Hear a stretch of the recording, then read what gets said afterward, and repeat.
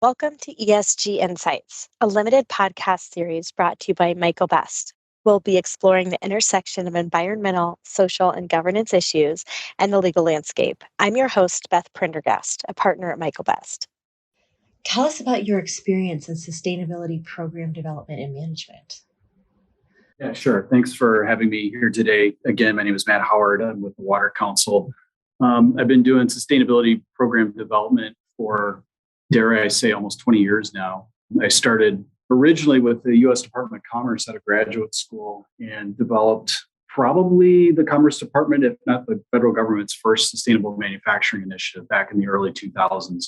I'm really focusing primarily on energy and waste issues for small and medium-sized manufacturers and driving government incentives into that sector to help improve primarily energy efficiency and efficiency around waste. And then I left the federal government. I took a job with the previous mayor of Milwaukee, Tom Barrett, and that was in 2010.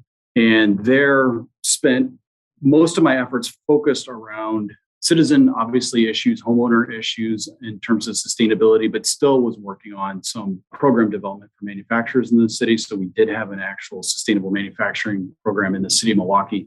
We put most of our time and effort toward commercial office buildings like the BMO Harris Tower that we're in right now, as well as residential buildings focusing on energy efficiency. We also developed a program in the city called Homegrown, which converted vacant city-owned lots into parks, pocket parks, and sort of green infrastructure, water management spaces. At that time, the mayor was sitting on the board of directors of the Water Council. And so I got to know the Water Council through attending those meetings with the mayor and became aware of all the work that the Water Council was doing on the innovation and technology side of the equation. But at that point in time, now this is fast forwarding to around 2015, the Water Council was really looking to develop their programs focusing inside the fence line. So working with businesses on issues not only of water efficiency, but water quality. So they approached me, we had a conversation, and eventually jumped over to the Water Council. And since that time have been developing obviously water-focused programs for not just manufacturers, but for companies in general in the United States, North America, and even to a certain extent, we do some work globally on water stewardship with companies. Wow, so you've got a little bit of experience. Yeah. When you say it out loud, it does sound like some experience. So you just told us a little bit about what the Water Council does. Can you give us more detail and a bigger picture of what the Water Council is and what your role is there? Yeah, for sure. So, the Water Council is not here by accident. One of the reasons that we are headquartered in Milwaukee and have worked primarily in Wisconsin and Great Lakes is because of the water resource here, not only the Great Lakes, but the rivers. And those water resources fueled our early industries here in Milwaukee and southeastern Wisconsin. So think, tanneries, food and beverage processing, obviously pulp and paper farther outside of the Milwaukee region, but having access to abundant water was important for our economic development. And so as those companies grew up, the companies that supplied them with the technology that they needed to test water, to move it around, to heat it, to pump it, et cetera, those companies grew up around those industries. And to this day, we estimate there are around 250 water technology companies in the southeastern kind of Wisconsin region here. And it's that historical connection to our first industries. And so the Water Council grew up out of that cluster of water technology companies over 12, 13 years ago. And so that was like our original focus was on technology, on innovation, getting solutions out there to businesses that had water quality or quantity challenges. As I mentioned, when I came on board in 2015, the board and our president, Dean Amhouse, decided that, again, we really needed to build out what we were doing with companies, not just focus on innovation and technology, but then also get inside the facility in terms of best practices around process and practice improvement in terms of using water as an input to production. And so we at the Water Council then helped set up the Alliance for Water Stewardship, which is a nonprofit that's currently headquartered in Europe. And they are the custodians of the world's only comprehensive water use standard. So think like LEED, but for water. And so we helped build up that standard and we helped operate that system specifically here in North America. So it's really that experience with the Alliance for Water Stewardship and kind of our work over these past 10 or 15 years with companies that has really led us down this path of developing even more programs to support companies in their water stewardship programs and water stewardship ambitions. And so we're still a nonprofit. We still focus on Wisconsin companies, but again, we do work across North America and globally on water issues. What challenges related to water are businesses facing right now, such as pollution, scarcity, damage, or stress? Yeah, so you mentioned that you're based out of Denver, obviously in the Western United States, and businesses that are based Colorado River states are dealing with obviously issues of water scarcity. So whether you're dealing with issues of water scarcity in the Western United States, or if you're here where we're sitting today, literally looking out at Lake Michigan, we have pretty significant water quality challenges here, both in terms of stormwater management on site, but also just in terms of ensuring that company and business affluent, manufacturing affluent that's getting into our tributaries and getting into the lake is up to standards in terms of removing pollutants of concern and things of that nature. So the point really is, no matter where you're at in the United States, whether it's an obvious issue like water scarcity in the West, or maybe a less obvious issue like stormwater management or water quality in the East or in the Great Lakes, businesses across the U.S. are really now waking up to a whole bevy of water-related issues that they need to assess and try and figure out what they're going to do to mitigate those risks that are associated with those issues. And what are some specific strategies that companies can implement to mitigate those concerns and generally implement good water management? Yeah, so one of the things that we talk about a lot at the Water Council is impact, which gets measured, gets improved, and you really need to assess and understand how you as an organization are using and or impacting water resources through your operations. So we've actually built a whole program around this idea of understanding those uses and impacts and then assessing risk based on that use profile. And we call this program WAVE. It stands for Water Stewardship Verified. And basically what WAVE is, it's a 6-step approach, process-based approach. So it works for any company, anywhere, with any type of water use profile. And basically you walk through these steps of, again, understanding your water uses, understanding how your operations or your building footprint may impact water resources, and then based on the locations where you operate as a business, what are the risks that are associated. So if you're a business that's headquartered in the Midwest, you've got operations in Denver and operations in the Great Lakes, you're facing two different types of risk, right? One from scarcity and one from water quality. So as a company, as an enterprise, how do you address those risks and how do you prioritize where you're going to act, where you're going to spend your dollars and your resources to address those risks? So WAVE walks companies through a whole process of doing just that. And at the end of the day, at the end of the WAVE process, then companies have a roadmap and a better understanding of their priority issues and then what they need to do to address those risks. And so that whole program that I just described, WAVE, comes with an independent verification component. So an auditor actually assess whether or not the company's gone through the 6 steps of the WAVE program and has followed the intent of each of those steps, so that then that company can make a claim externally, either through ESG reports or sustainability reports or however they want to make the claim. That company can then go out and talk about, from a corporate perspective or an enterprise-wide perspective, what they're doing to address risk. I imagine the WAVE program is available to companies even that don't face significant water risk or challenges at this time. Why would it be important for companies to follow a process like that, even if they're not facing current challenges or have readily identifiable risks? Yeah, that's a great question. And actually, one of the kind of the range of companies that we were looking at sort of fits that profile that you just described. That's one of the reasons why we developed the program. We know that there are companies out there where water is obviously going to be like the third or fourth issue. It's going to be behind energy, maybe on the people side of the equation, or waste. We know water is not going to fall to the highest issue for them in terms of materiality, but stakeholders, their customers want to know, number one, what companies have done to assess water risk. And then number two, based on the level of risk that exists for that company in terms of how they're using and impacting water resources, that they're doing the appropriate things to address it, right? So probably one of the worst things a company can do is it's done a materiality assessment. Water falls, let's say, middle tier in terms of sustainability issues, and it doesn't do any sort of basic watershed risk assessment or risk assessment on water use, and then goes out with a public-facing sustainability strategy that doesn't mention water. So the first thing all the water people are going to want to know is, why haven't you addressed water?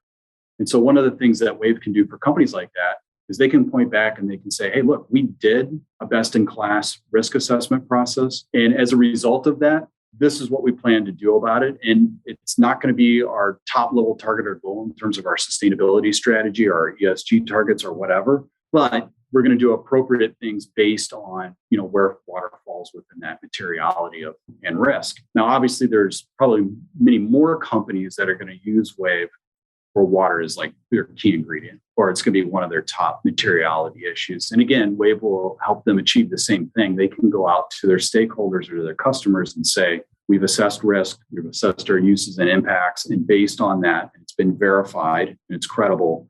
This is what we plan to do about it. So it really gives companies assurance to know how they should rank water in terms of, how they're going to spend their time, labor, and resources addressing sustainability issues. But it gives the same level of assurance to consumers, customers, stakeholders that company has at least done the assessment and has a better than basic understanding of where water falls. Wow. Yeah, I can see how that could be a very useful and informative tool. Super cool.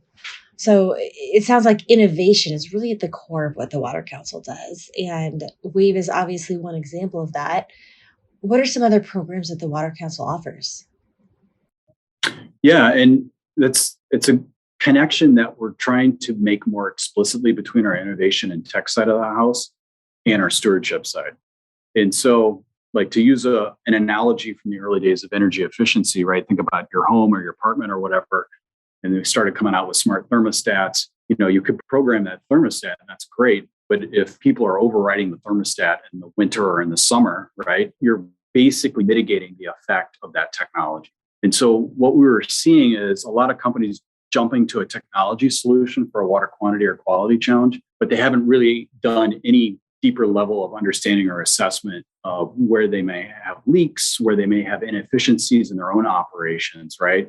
And so we want to ensure that companies get their own house in order in terms of practice and process improvements. That's the stewardship side. And then after going through, say, the WAVE program, having a better understanding of, okay, these sites need a water quality technology and these sites need a water conservation solution.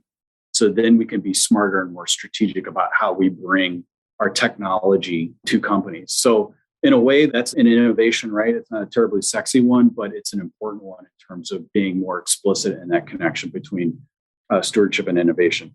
But we do have programs geared specifically towards technology identification. So Karen Frost, who's my counterpart and runs our innovation and technology side, she oversees our Brew program. So it's a post-accelerator program that's been going on for, maybe 10 years now. And so we run companies through that program. It's an application process, and they have a new water-related technology. These companies don't necessarily need help getting, say, product to market. They've already got a product to market, or they've already got customers lined up. It's how do they go big, and how do we accelerate, their growth as a newly developed and commercially available technology. So that's the Brew program. We also have a technology, what we call Tech Challenge program, and companies can come to us and say, hey, look, we're in the agribusiness space, we're in an agribusiness supply chain, and we need to identify technologies that help us monitor our wells or help us monitor, the efficiency of our irrigation systems. And so then we can run a tech challenge to identify technologies that can help them do that. So we're really, again, just trying to be more intentional with our approach about connecting those two sides of the house, the innovation tech and then the stewardship side. But we're always constantly looking for innovations in the tech space, innovations in terms of best practices and what it means to be a good corporate water steward. I know the Water Council has been around for a while, but we've seen an uptick somewhat recently in companies looking to incorporate an ESG roadmap to advance their sustainability efforts. You gave us some great examples of ways the Water Council can partner with companies.